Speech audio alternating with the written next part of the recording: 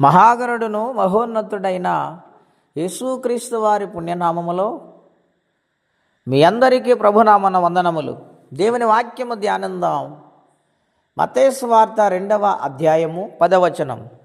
వారా నక్షత్రమును చూసి సత్యానందభరితులై ఇంటిలోనికి వచ్చి తల్లి అయిన మరియను ఆ శిశువుని చూసి సాగిలపడి ఆయనను పూజించి తమ పెట్టెలు విప్పి బంగారమును సాంబ్రాణిని బోళమును కానుకలుగా ఆయనకు సమర్పించిరి. ప్రియులారా, యేసుక్రీస్తు ప్రభువారు జన్మించిన తరువాత నక్షత్రము జ్ఞానులను ఆయన ఉన్న చోటుకు నడిపించింది. గనుక వారు ఆ ఇంటిలోనికి వచ్చి తల్లి అయిన మరియను పసిబాలుడైన పసికందైన శిశువును చూసి వారు ఆనందభరితులయ్యారు. వారు ఆనందించారు. వారు ఎన్ని వేల కిలోమీటర్ల ప్రయాణము చేశారు. ఆ కష్టమంతా ఆయన చూసినప్పుడు మరిచిపోయారు. ఆనందభరితులై ఆయనను పూజించారు. అవును ప్రియులారా, ఆయన పూజకు అర్హుడై ఉన్నాడు. పరిశుద్ధతను బట్టి ఆయన మహనీయుడు, పూజ్యకు అర్హుడై ఉన్నాడాయన. గనుక ఆ సంగతి గ్రహించిన జ్ఞానులు ఆయనను పూజించారు. సాష్టాంగ నమస్కారము చేసి వారు పూజించి వారు తెచ్చిన కానుకలు ఆయన సన్నిధిలో పెట్టి సమర్పించారు. బంగారము సాంబ్రాణి బోళమును కానుకలుగా ఆ జ్ఞానులు ఆ దేవదేవునికి అర్పించారు. ప్రియులారా, బంగారము రాచరికానికి సూచనగా ఉన్నదని, ఆయన ఈ భూప్రపంచాన్ని ఏలబోతున్న రాజులకు రాజు ప్రభులకు ప్రభు ఉన్నాడని వారు గుర్తించి బంగారము కానుకిచ్చారు. రెండవదిగా సాంబ్రాణి ప్రధాన యాజకుడిగా ఆయన ఉన్నాడు.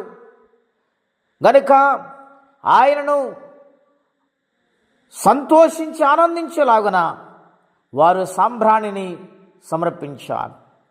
మూడవదిగా బోళము చేదు సర్వమానవాళి పాపమంతటిని మోయుటకు ఆయన వచ్చి ఉన్నాడు. గనుక ఆయన పుట్టుక వెనుక మరణం ఉన్నది. గనుక ఆ మరణపు ముళ్ళును విరిచుటకు ఆయన చేదైపోయాడు. దానికి గుర్తుగా వారు బోళాన్ని సమర్పించారు. ఈ ఉదయకాల సమయంలో ప్రియమైన దేవుని బిడ్డలారా, ఆయన నీ కోసం నా కోసం అర్పణైపోవడానికి వచ్చాడు. ఈ జగాన్నటువంటి దేవుడు ఎక్కడ ఉన్నాడు? గనుక మన కోసం ప్రాణం పెట్టిన ఏకైక దేవుడు యేసుక్రీస్తు ప్రభువారు. కనుక నీ హృదయంలో చేర్చుకుని ఎటువంటి సమస్యలున్నా ఎటువంటి ఇబ్బందులున్న దేవా, నేను పాపిని, నన్ను క్షమించి నా పరిస్థితిని మార్చిన ఒక మాట చెబితే మనసుకు నెమ్మదిని కలగజేస్తాడు. మనసులో ఉన్న చీకటిని, సమస్యలను, బాధలను, కృంగుదలను తీసివేసి వెలుగును ప్రసాదించి సమాధానమిస్తాడు. అటువంటి దీవెన మనందరము పొందుకొని దేవుని సందులో నమ్మకంగా సాగిపోదమట్టి కృపా తీర్మానం పరిశుద్ధాత్మదేవుడు మనందరికీ దయచేయునుగాక. ప్రార్థనండి.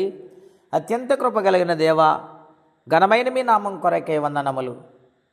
మా అందరి కోసము నాయన పసికందిగా పసిబాలుడుగా ఈ లోకాన్న కన్యగర్భాన్ని అవతరించిన మహాదేవుడు